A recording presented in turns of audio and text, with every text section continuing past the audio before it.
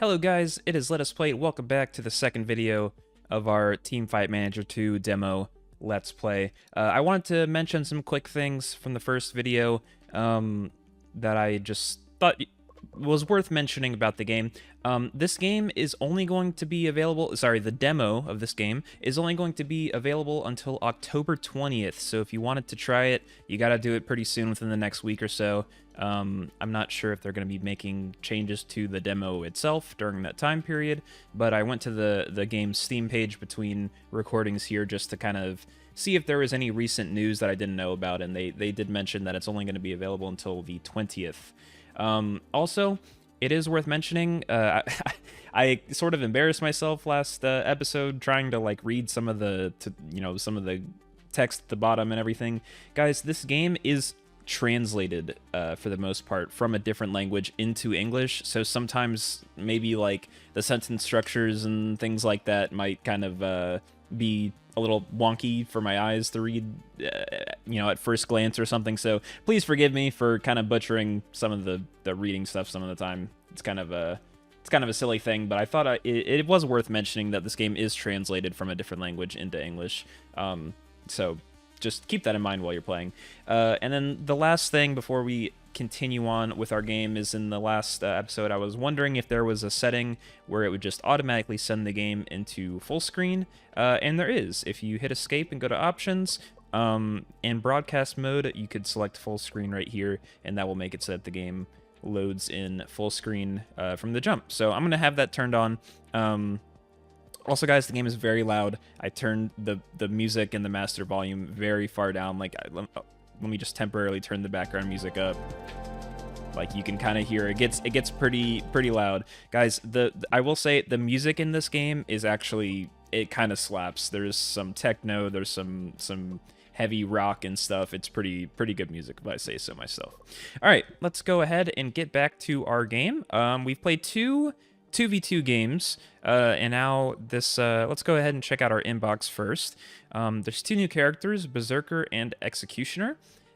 Executioner's one I actually ban quite a lot. This unit is sort of like Blitzcrank or like Pike in League of Legends. It's a hook champion. It does a lot of damage too, so I guess it's more closely resembles Pike. Pulls you in, deals a bunch of burst damage. It's an insanely effective unit to match into like marksmen or mages. I ban it most of the time because it is quite game warping, honestly. He is very different from a lot of the other characters. So yeah, and then there was Ninja and Magic Knight. We didn't get to those two characters in the last game. But let's go ahead and go to our roster like the tutorial is trying to tell us to do so. Here you can see your team's composition and the stats of each player. Take your time to review them. Once you're ready, click proceed in the bottom right. So yeah, in the roster you get from the start, a lot of the players that are the backups are just going to be like way worse than your starters. So Metal Kim is our starting bot lane player, and Ace is our backup, and you can see his stats are like not even half as high as the starting player. Their selected position here is substitute, so I'll go ahead and put our starting players in their roles, and I believe Beryl was our starting support player, yeah. So he will be at support. It looks like we still are in 2v2, so I'll try and get through this quickly here. Yep, they're going to be starting the match. So this is the starting lineup screen. I don't think Delegate to Coach does anything. I've never actually used this. Because once you set the lineup, like once we get to selecting the rest of our roles, our mid laner and top and jungle and everything, you select them, and then when you get back to this screen before every game, they're already pre-selected. So you never really need to change it because it already has your best players selected for you already. So I've never really used Delegate to Coach, but this is a really effective button in Football Manager because you change like tactics a lot, and there's like fitness and form and like injury and stuff in that game. But in this game, I don't know really how practical this option will be in an esports simulator. But anyway, let's go on and get started. We have some new champions here. I'll try and play some of the new ones, play things we haven't seen before, especially before we get to the 5v5s, just so you guys can see as much as possible. What is something that we saw? We've seen swordsman in both games, so let's go ahead and ban swordsman. And also, let's ban... We've seen Pyro in both games, I think. Oh, I'm picking. Okay. Well, they have... this is good. They'll have Executioner against my Mage. I'm kind of somewhat expecting to have a rough go of it already. I thought I got 2 bans. I instinctively thought I had 2 bans, because in 4v4 and 5v5, you have 2 bans. Let me go ahead and pick Fighter. Fighter's actually a really strong unit. He's not left open a lot. The AI frequently picks him kind of early. If you can see at the bottom here, I might as well go ahead and every now and then read some of the skill abilities if I'm describing a character. But Fighter charges at a target, deals within 80 range, deals 100% of his attack damage, and stuns them for a second. So it's basically a VIQ. It's very similar. Slam the ground around him to deal physical damage to all enemies and slow their movement speed. So this is exactly like a Lee Sin E in League of Legends. I'm going to keep making these comparisons, guys. If you're not League of Legends people, I'm sorry. This game is very heavily influenced after League of Legends, and I'm going to assume a large percentage of people who try this game out will have played League at some point before, so hopefully it's not obnoxious comparing things to League champions all the time, but it's what my brain naturally goes to. So they've selected Magic Knight. It's a new character. This unit is actually very similar to Swordsman. She has a big sort of AoE ability. She isn't quite as good as Swordsman, in my opinion. Doesn't deal quite as much damage, but still pretty strong. I think their 2v2 is slightly stronger than mine, because I meant to ban this unit instead of picking it, but it's all right. Pyro actually pushes waves quite fast, so that's good. In this mode, that tends to win a lot of games. So we can leave them at bot laner and support in their current roles. That's fine. So let's go ahead and get into it. We'll do passive for passive and backline for our Pyro. Try to get her hooked by the oh gosh, I forgot this guy's name. Is it Executioner? Try and get her hooked in as little as we can. And let's go to our fighter. He can be aggressive initiator. That's perfect. Let's go ahead and get into it. And the game loads in full screen for us. Perfect. All right.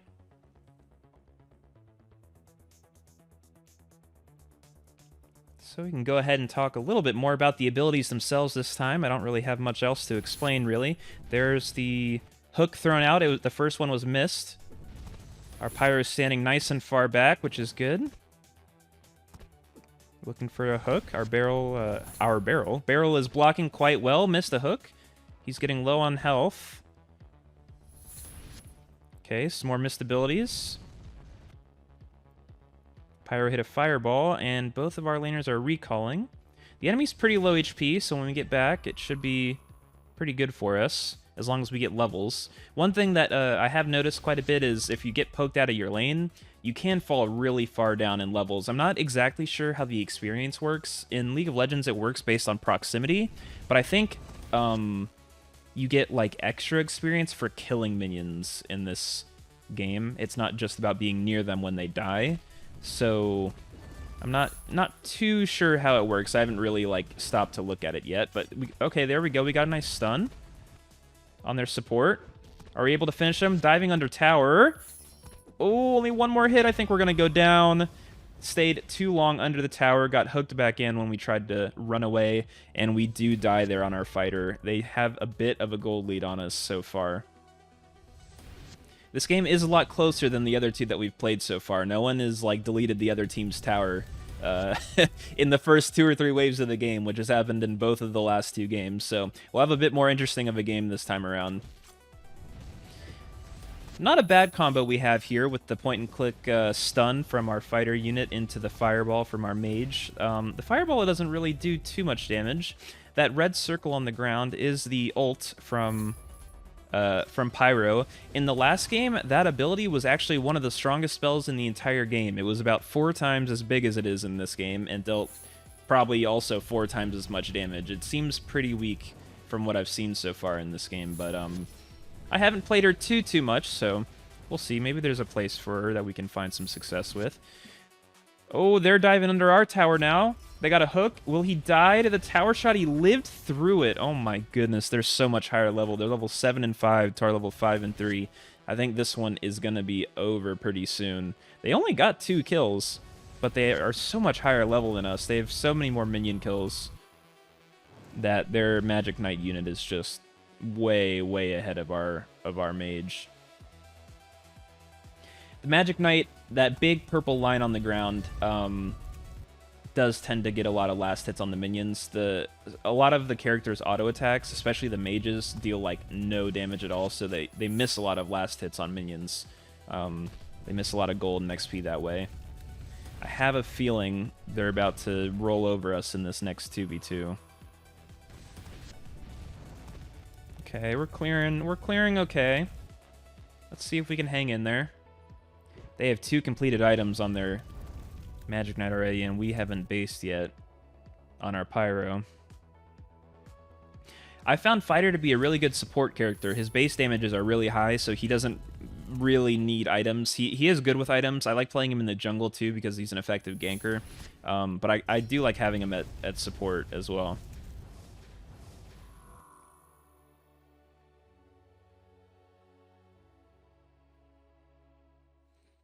The hook on this champion is so effective. It's not shown quite as much because there's only 2 characters in the game, but if you're in a 5v5 and you get hooked in, it's just like Blitzcrank in League of Legends. If you get hooked into 5 people during a team fight by a Blitzcrank, you're just gonna instantly die, and it's the same thing in this game, guys. The executioner is very, very strong. All right, we lost that one. I kind of made a mistake in draft there, kind of picking a champion I meant to ban, but that's okay. We actually did a ton of damage. They got our tower first though. In the next game I'm gonna actually see if I can look out for how much gold tower gives, because it seems quite extreme. You can see this. Look at this giant gold difference. They went from 1,500 gold ahead all the way to 7,000 gold ahead off of probably 2 kills, which is 600 gold, and then the rest is just from tower. It's pretty drastic. I can't imagine the tower gives like 5,000 gold or something. I don't think it's that much, but it is a lot. But let's proceed. Cloud says, let's take a look at the rankings tab. It allows you to check information about participating teams and their standings in various tournaments. Okay. So this is just a standings page, and there's the different leagues, so we can watch the different leagues kind of live as our season goes along. All right, we got news. New champions added, Lancer and Ogre. These champions are okay. They're not like, neither of them are super good or super bad. I think Lancer is actually pretty decent. I like playing him a lot. If there's like an all melee team comp that you can run, he's pretty good. He's kind of like Xin Zhao. Just very standard dashes to unit. Does a little bit of AoE, but not too much. Really good though. High base stats, high health, high damage, so it's pretty good. All right, now we can choose our mid laner. That's going to be Jackie Love, the famous 80 carry that I think is playing at Worlds, right? Is he on top esports this year? I don't exactly remember. I haven't watched a lot of LPL this year. But for those of you who are following the League of Legends World Championship, it started today. Today, T1 played against IG. I won't spoil anything if you guys were meaning to catch up on the games so far in the series, but it was the opening series of the World Championship. The Swiss stage starts tomorrow. I'm going to be rooting for my American teams, FlyQuest and 100 Thieves. They got a tough draw for the first day, but that's all right. I believe in them. Worlds is one of the best times of the year for a League of Legends fan, and the fact that a cool kind of mini game that simulates a MOBA like this demo has come out around this time it's really good timing, honestly. I don't know if they meant to do that or if this is just happens to be when they had a demo for the game, available. I have no idea, but it is good timing for them, I think. All right, so we're getting into 3v3 here. I'm going to pay attention to see if we have 1 ban or 2 bans. I'm probably going to ban Executioner for like the rest of the time I'm playing. He just really, really warps how fights happen in this game, and I think it's kind of more interesting if he's like not there. Maybe I pick him on my team, further down the road. But for now, I'm just gonna kind of not deal with him. Select a champion to ban. Okay, so we do get a second ban. Let's go ahead and let's get rid of Pyro this time because we faced her. She's been in every game so far. So they ban Ogre. I get first pick, And guys, I'm going to introduce you to what I think is probably the second best character in the game, and that's Ninja. I'll explain once the draft is done a little bit more about him. They pick two melee characters. They pick Fighter and Lancer, so we'll get to check out Lancer this game. I'll go ahead for my bot lane, and I'll get Swordsman, and let's go with Pythoness again. No, let's go with Monk. Monk is, how can I describe Monk? He's sort of like Taric, I suppose. He's a melee champion. He's kind of like a frontline, frontline character, lots of health and stuff, but he heals as well, so he's sort of like Taric. Right, so Ninja, I guess I shouldn't have finished the draft, so we can't read his abilities.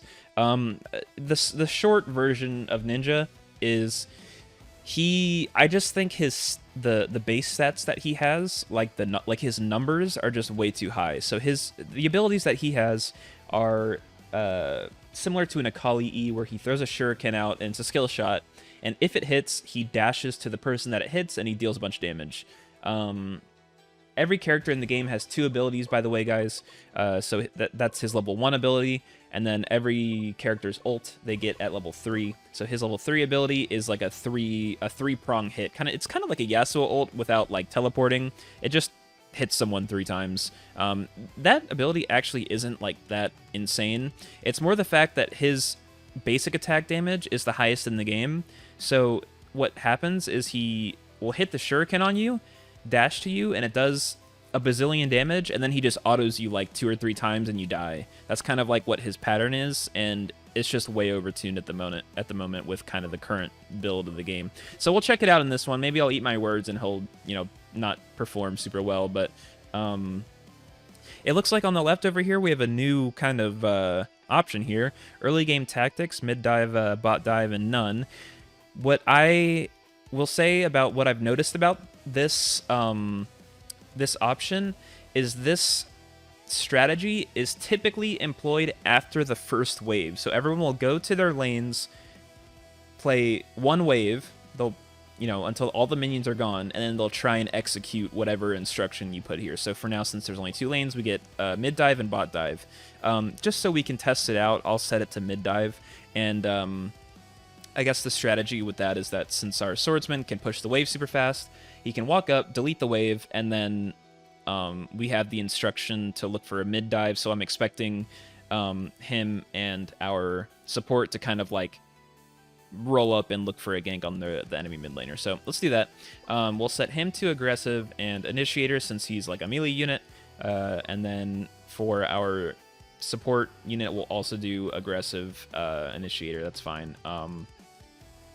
And pressure for everyone is fine. It allows us to choose to intervene in other lanes. This is useful sometimes. Later when we get to play with a jungler, there'll be a invade the jungle like option here, and I think that one's quite a bit better than the lane one. But they're all pretty good. You can mix and match as you please. I don't think any of them are like inherently better or worse than the other ones. I tend to play with pressure more, which just means they stay in their lane more, but that's just how I've done it. I don't know if it's any better or worse or anything. But yeah, we have our setup good to go. 3 melee champions. We're looking to dive on the mid wave after the first wave. So let's go ahead and get into the match and see if it plays out like that. So we're on auto camera for the moment. If anything happens, we can focus on a champion if we want to. So there's his shuriken ability. I think it hit one of the minions maybe, or no, it hit him. He's missing health, so it did half his health at level 1. Ooh, they got us on level 1. Bit over aggressive there.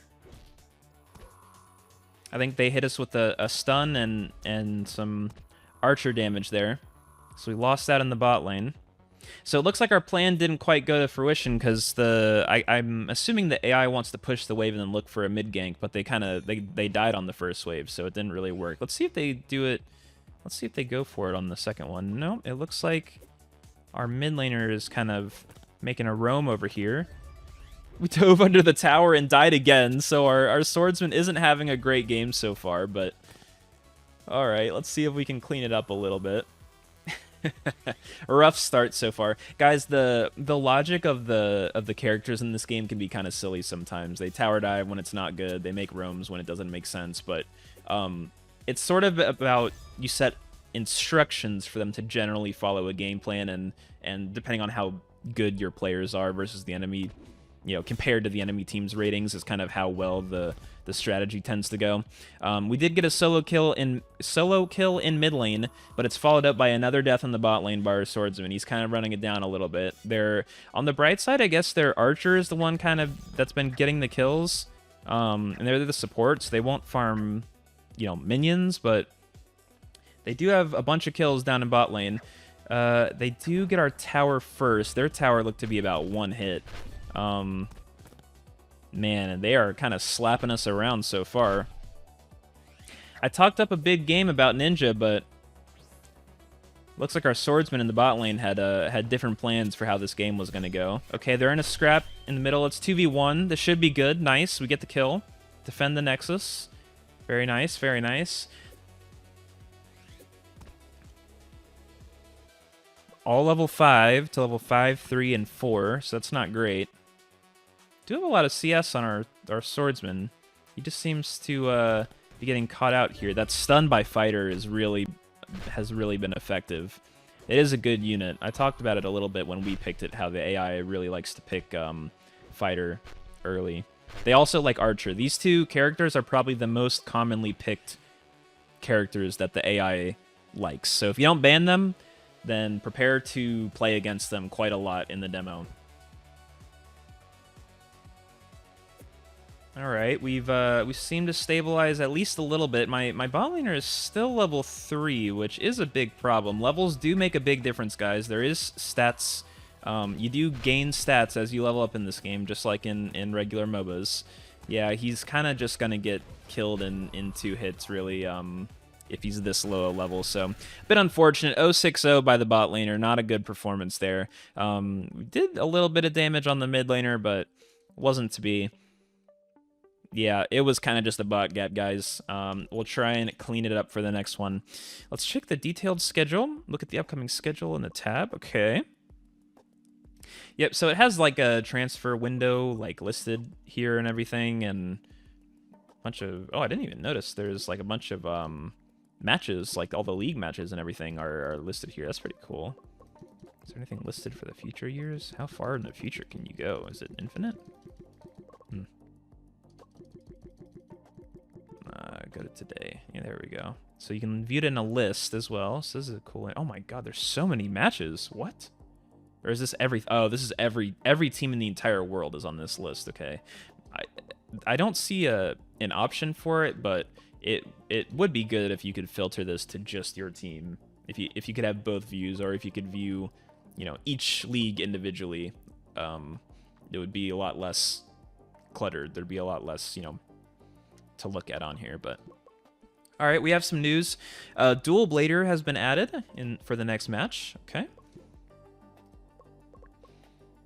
And we are still in 3v3s. All right. So we're going into bans. I think this time around, what we're going to do is we're going to ban Executioner again, but this time we'll ban Fighter, so that maybe we can get a more preferable bot lane that seemed to be doing quite a bit of work against us. We're still going to go with Ninja first pick. We didn't really get to see much of, how kind of broken it could end up looking. So we'll go ahead and do that. I think for the bot lane, Archer is open. I kind of want to pick it just because I think it's a pretty strong character. They had it on their support in the last game, so maybe we can do that too. So let's go ahead and take Archer. And then for the other unit... We've already ran an Archer Knight bot lane. Would Ice Mage? I don't think Ice Mage would be good into 2. Let's try... We'll try Priest, since we haven't looked at it yet. She actually used to be called Priestess, which is interesting. They kind of put that suffix on Pythoness, it seems. But we'll go ahead and go with Priest. I don't know if my comp is good. We're very, very squishy. They have 3 melee characters, so... maybe, I'm not so sure how this one will turn out. Maybe I'm just kind of throwing every draft here, but we'll see. We'll try it out. All right. Let's go no instructions for the early game. Actually, no, we won't go bot dive because we don't really have wave clear in our bot lane, so that's fine. We can just leave it. We want our mid laner on aggressive, on pressure. Maybe we can try out other lane to intervene with other lanes because we are going to get pushed in. We will not have the push in this bot lane. So maybe it's aggressive and then other lanes. Let's go passive, backline, pressure for both of these characters. I think we kind of want them to just not die and have Ninja try and kill everyone. I guess that's kind of the strategy here. So we'll try this out. Let's get going. Let's try and hopefully get a win. They do have some strong characters. Lancer and Swordsman are pretty strong. Berserker is sort of like an Olaf character. His abilities just make him attack faster and move faster. Very standard. Auto attacks a lot. Looks like Olaf. It's kind of what his style sort of is. Okay, we are here for a gank. And we do get a kill and a level up. Our bot lane isn't helping us, though. Oh my goodness. 1 HP that we live with. That was kind of scary there. There's an on my way ping in the mid lane. They have a ping, like a ping system in this game, which is kind of funny. Level 3. All right, there's the 3 hit. Okay, so it is like a Yasuo ult, I suppose. We go for the tower dive, we get the kill, but we also fall to the tower. Guys, if you set this unit, I've noticed if you set him to aggressive pressure as his laning style, he will go for tower dives a lot. And he does get them a lot, but sometimes he doesn't succeed with them a lot. So just know that if you set the same kind of settings for this unit, he will get kills, but sometimes he'll just die under tower, or go 1 for 1, and sometimes he won't get a kill either, but the aggressive strategy definitely does change how the AI behaves. Alright, they do get a kill on our support. It looks like they're doing quite a bit to our tower here. They are going to roam up to mid lane. We will get the kill before they can get there, though. And it looks like we might get a second kill as well. Ninja is going crazy. He's 3 levels above this Berserker. He should have this one under control. He does, and he completely aces the enemy team by himself. Yeah, this unit is a bit crazy, guys. I think the amount of damage that he spawns into the game with without having any items or any levels it's just a little much right now. So that tower gave 1,000 gold, and I think that gives 1,000 gold to everyone. So I think that was a 3,000 gold swing.